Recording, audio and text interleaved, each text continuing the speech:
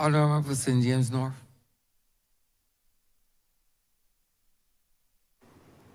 Thank you, Mr. Speaker. I rise to support this resolution and to commend the Honourable Senior Minister Member for Christchurch West and his team for bringing this to fruition and bringing this for debate in this Parliament.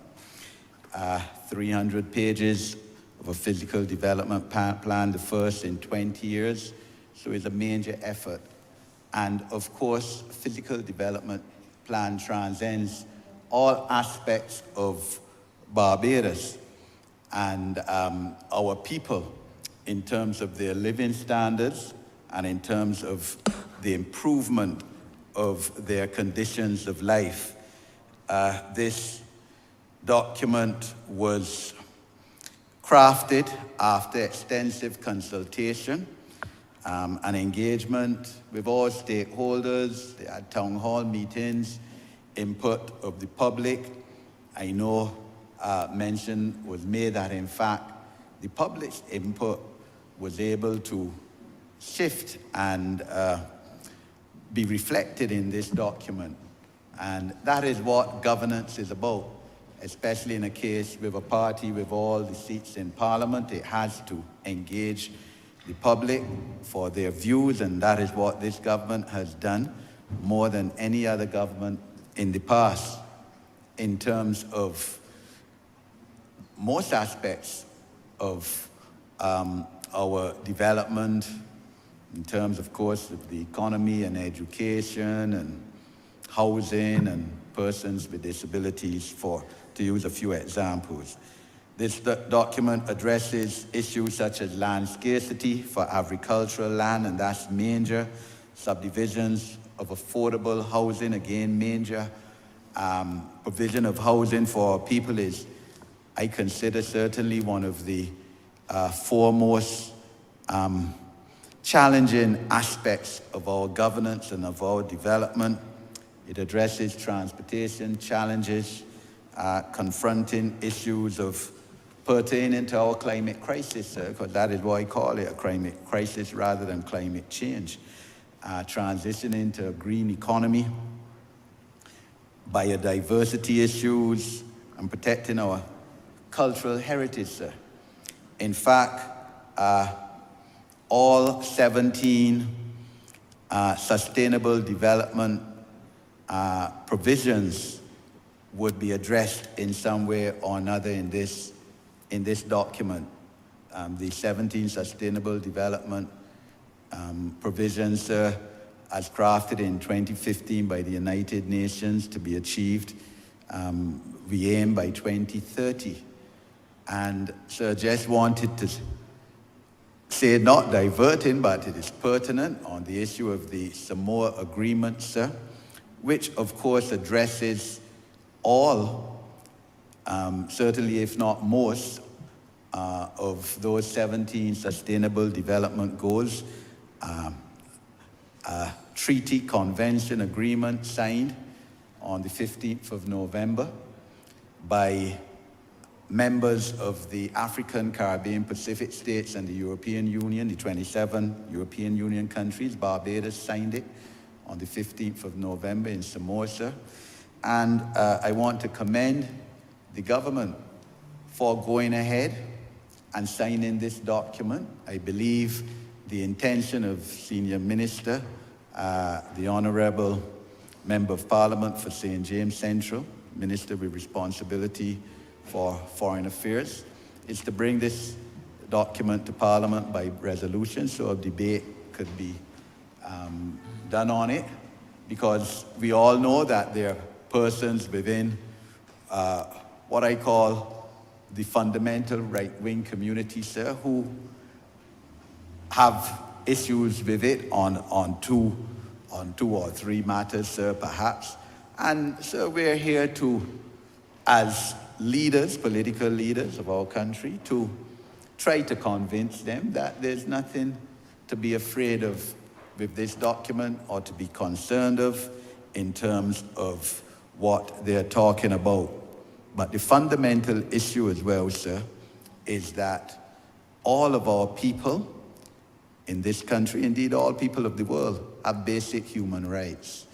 And just on Sunday, there was the 75th anniversary of the original signatures of the Universal Declaration of Human Rights, coming out, of course, of the United Nations in the post-World War II period.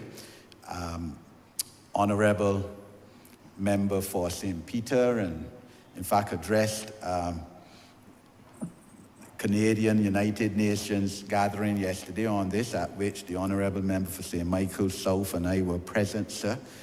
And everyone has to be given human rights. And the God that I know, sir, the God that I know, because I should have been, from all intents and purposes, I've been told by my parents, I should have died in my mom's childbirth.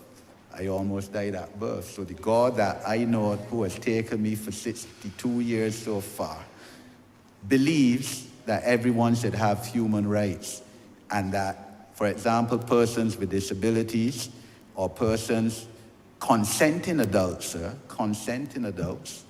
who may not be involved in straight sex relations have basic human rights too.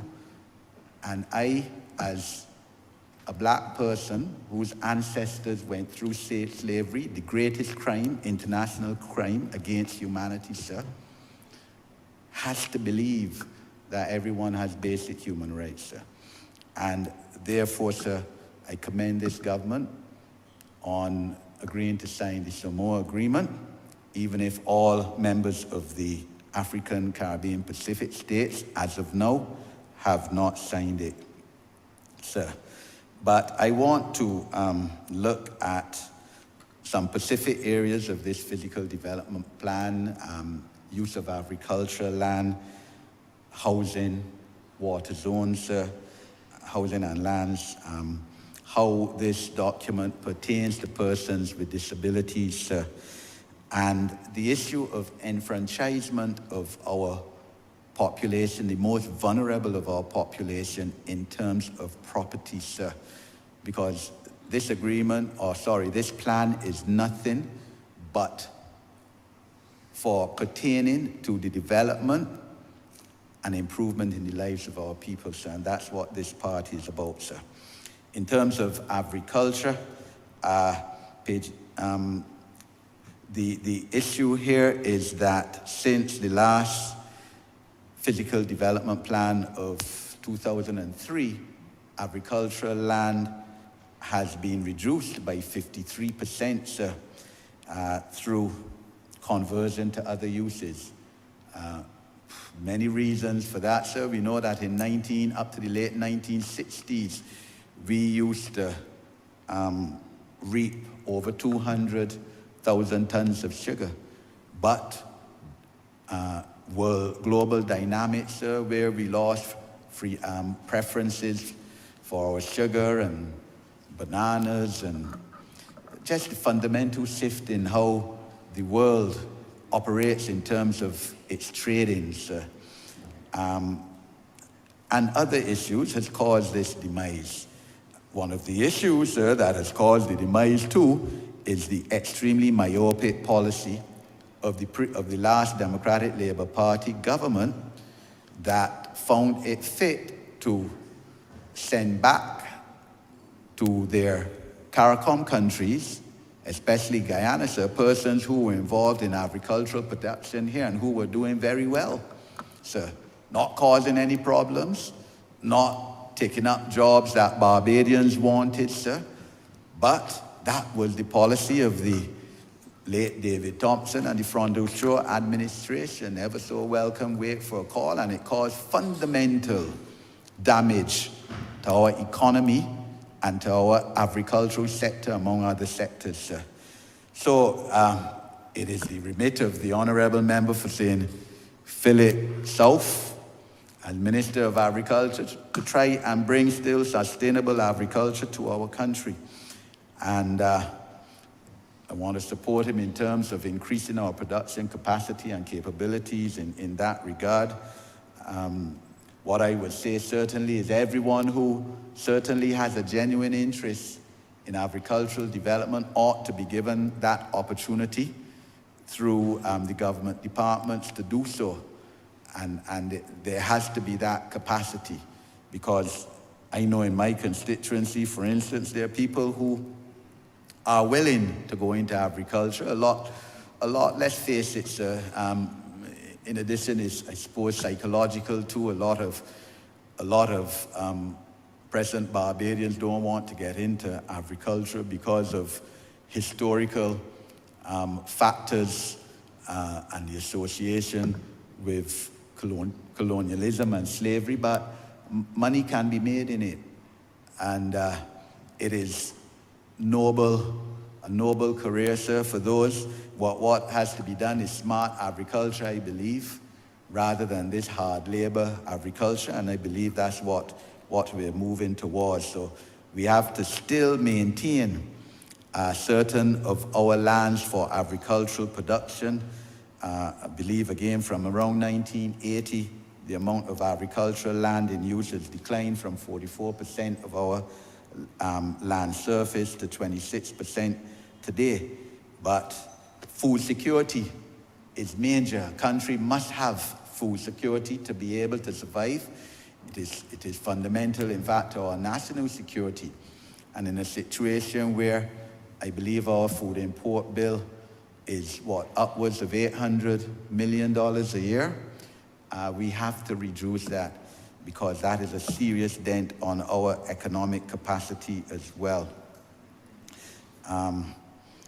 The issue of housing and land, sir, again, extremely critical, and we have to find some mechanism to utilize these over 20,000 vacant lots, mainly, I believe, in urban Barbados, that we have across our island. And I know this is not an easy solution to devise. We've been talking about it for years, how to now claim for the benefit and on behalf of the people of Barbados these vacant lots, in some cases containing derelict houses, which for one reason or another, in a lot of cases where the owner died and is tied up in terms of succession complications, land taxes not being paid, for instance, in a lot of cases, a bush 10 feet high causing problems to the neighbors, sir. And I obviously, sir, I understand the legal difficulties in devising a scheme whereby these lands could be used for the benefit of the state now, and through the state on behalf of the people, but we have to come up with a solution, because in an era where, as I said, housing is major challenge, and land acquisition is also a major challenge. We have to find a way to be able to utilize this within the physical development of Barbados. The issue, sir, of water zones, again, is key. The Honourable Deputy Prime Minister, three months ago, brought to this Parliament the Barbados Water Authority Amendment Bill.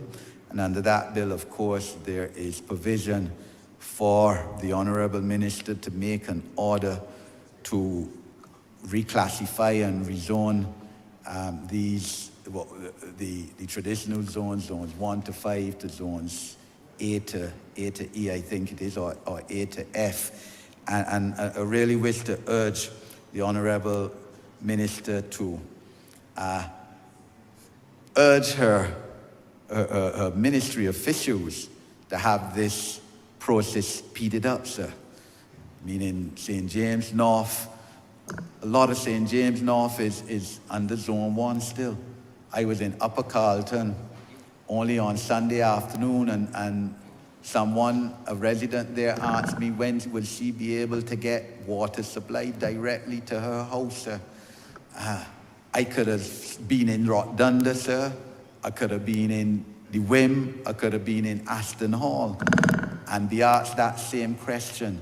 And quite honestly, sir, in this day and age, we have to be able to bring water facilities to these people. I know that we are trying our best. It's an issue.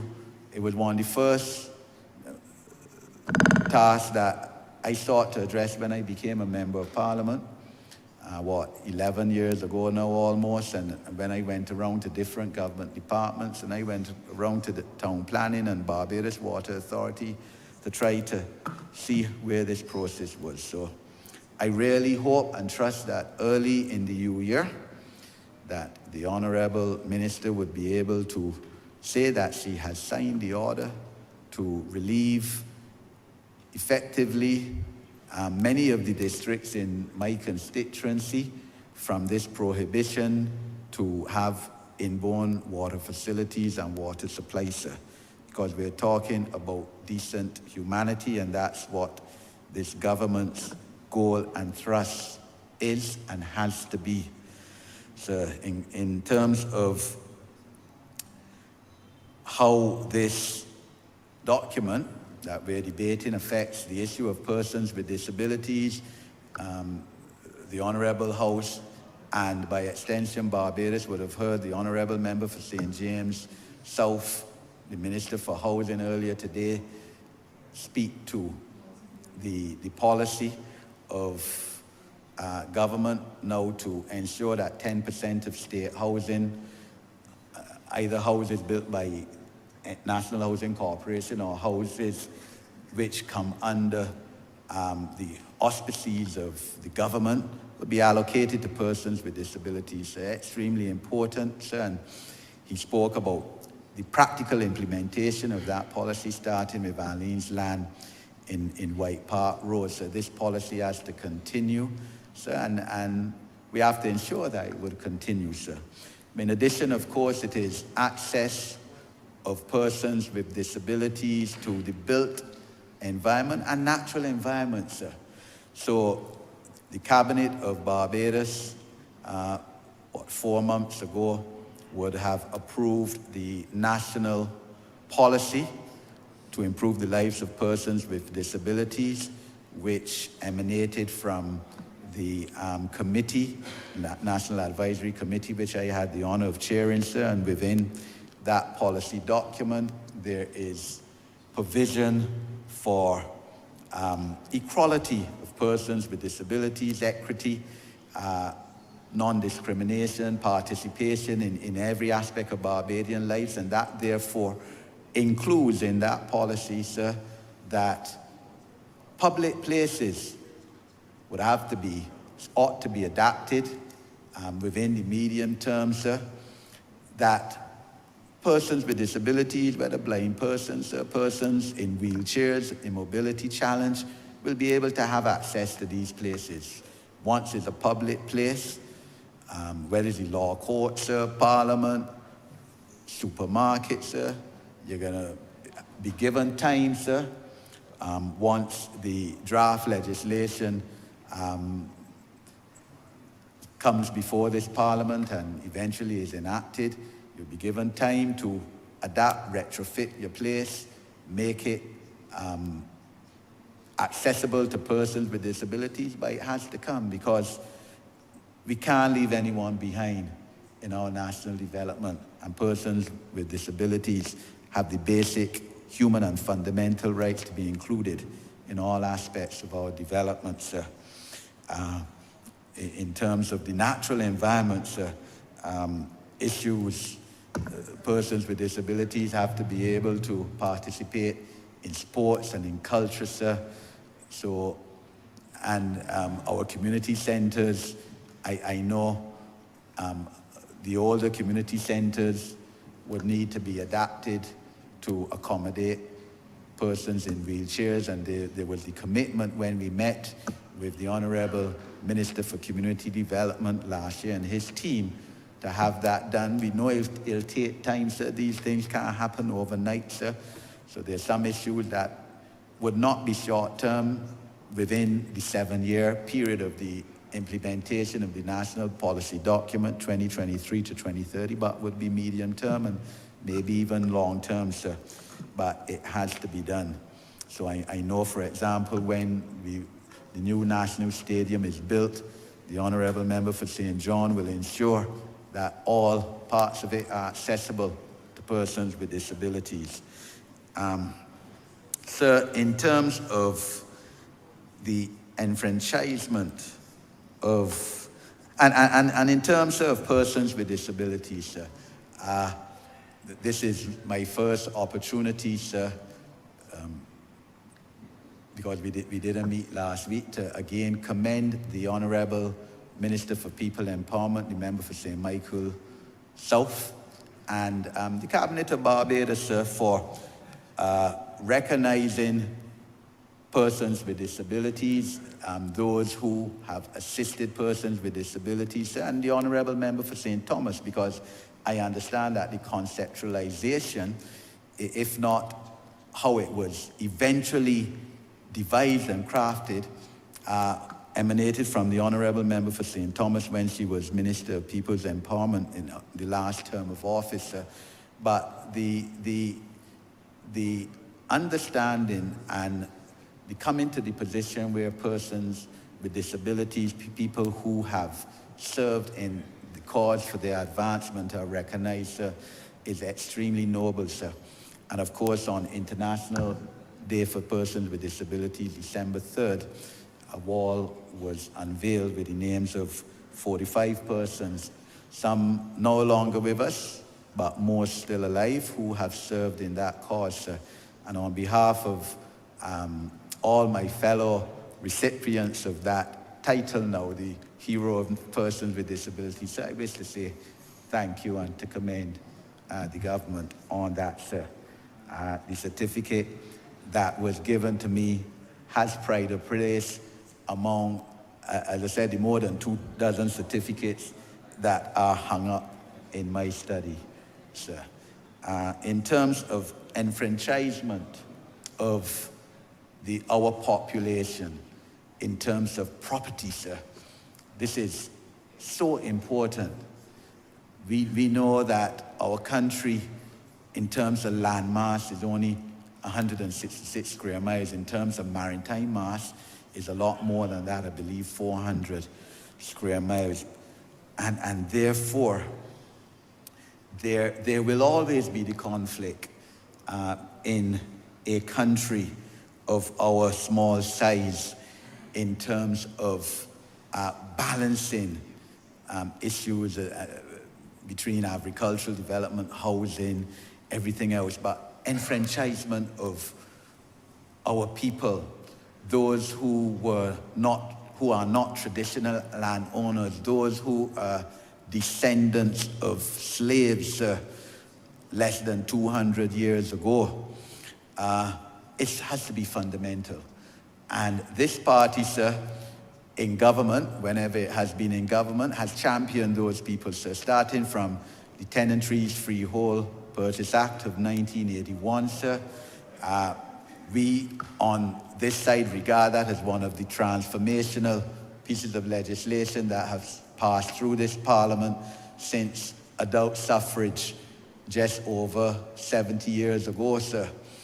And we continued, of course, with that transformational policy when there was the government of the Right Honourable Owen Arthur, in terms of bringing then not only plantation tenantries but urban tenantries into that, with tenants being able to purchase at $2.50 a square foot, with government subsidizing the rest. But two issues here, sir, that I want to draw the attention. One is in terms of private concerns, sir.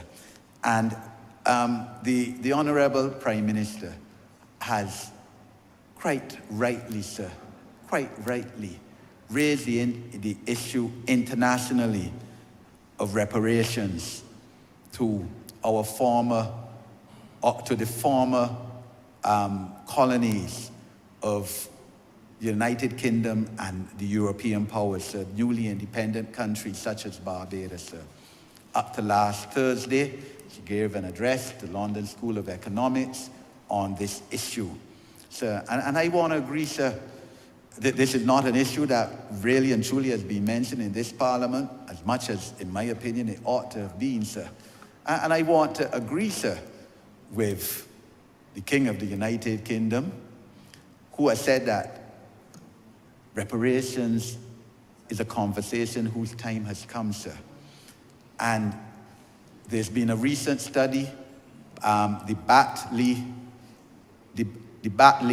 study, and it was backed by an advisory committee led by Professor Robinson, who I believe is a judge on the World Court, that has estimated the today's value of the reparations that ought to be given by European powers and by the United Kingdom at trillions of dollars. In terms of the United Kingdom, which of course was the colonial power of our country, sir, $24 trillion owed by the United Kingdom to the Caribbean, of which $4.9 trillion is owed to Barbados by the United Kingdom, sir, for all the atrocities committed during slavery and colonialism against our ancestors, sir, in terms of personal injuries, in terms of sexual violence against our women, sir, rape, in terms of murder and hanging of our men, in terms of mental anguish, sir. And remembering, sir, of course, that Barbados, through the 1661 slave laws, sir, which said, for example, that any white person could murder any black person with impunity, sir. That was what the 1661 slave law said, sir, as you well know. And that law was the basis of the slave codes and slave legislation throughout the British, not only the British Empire, but the European Empire, sir. The French call it the Code Noir, sir.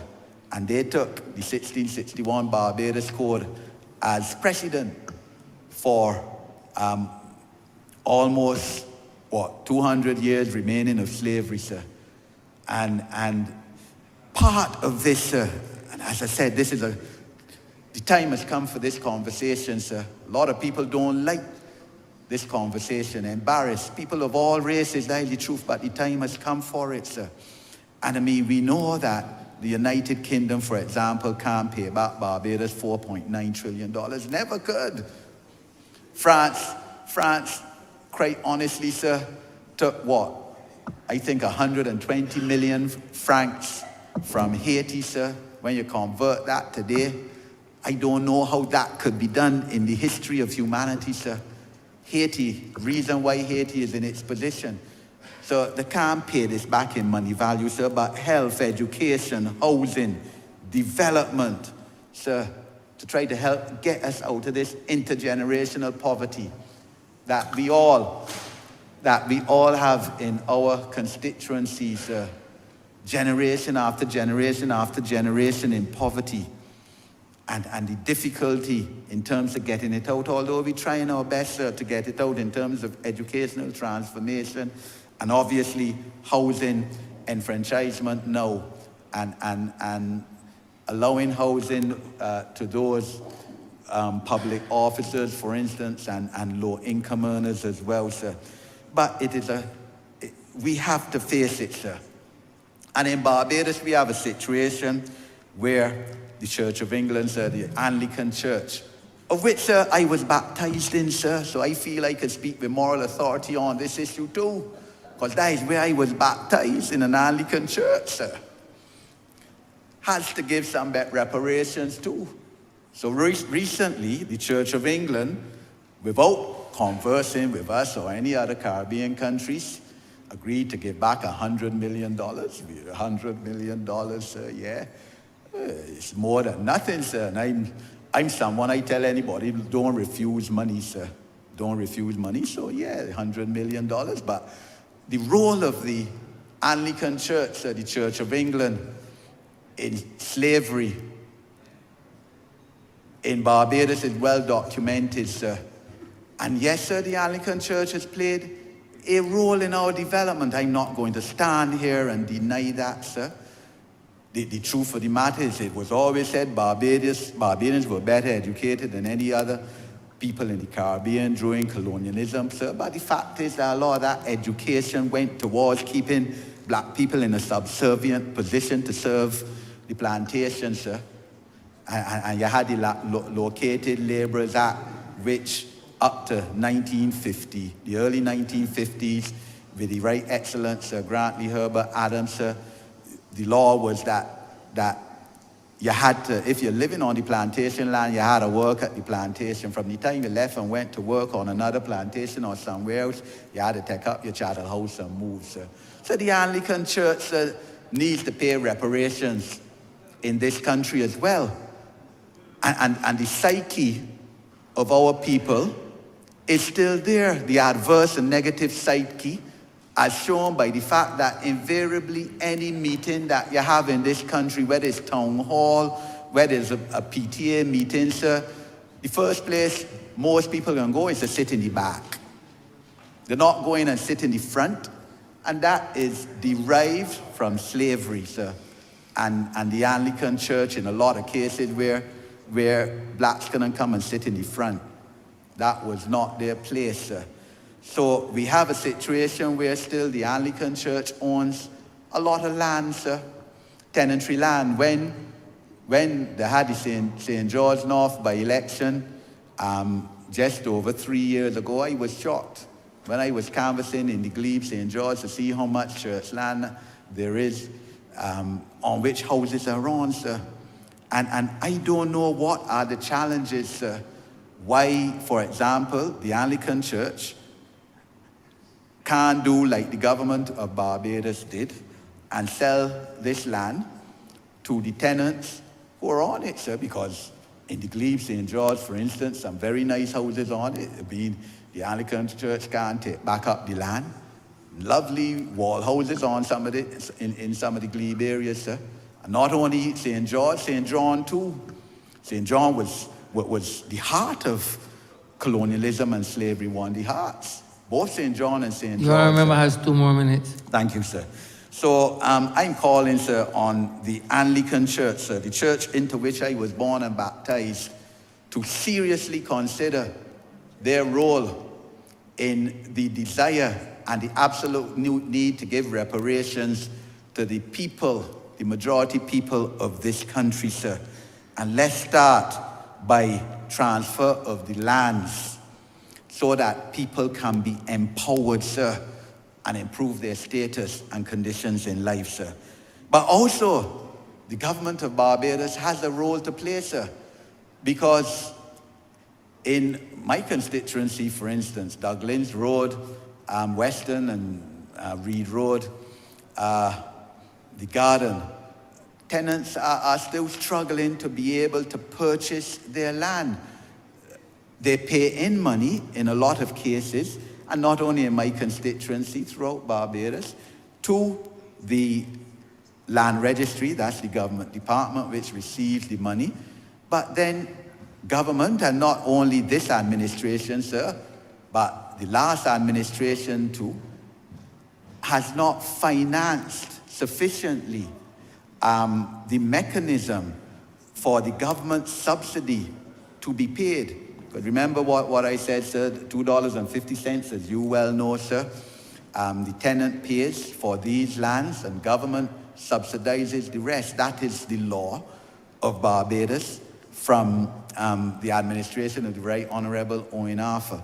So I'm calling, sir, on the Cabinet of Barbados, sir, and then ultimately is this Parliament, to ensure that greater finances are made available to the Ministry of Housing. I know estimates being discussed now in various ministries, sir, but greater finances have to be made available to the Ministry of Housing so that more tenants of these lands, and in many cases now it is private tenantry land, can become empowered and become property owners and can become enfranchised as is their human rights.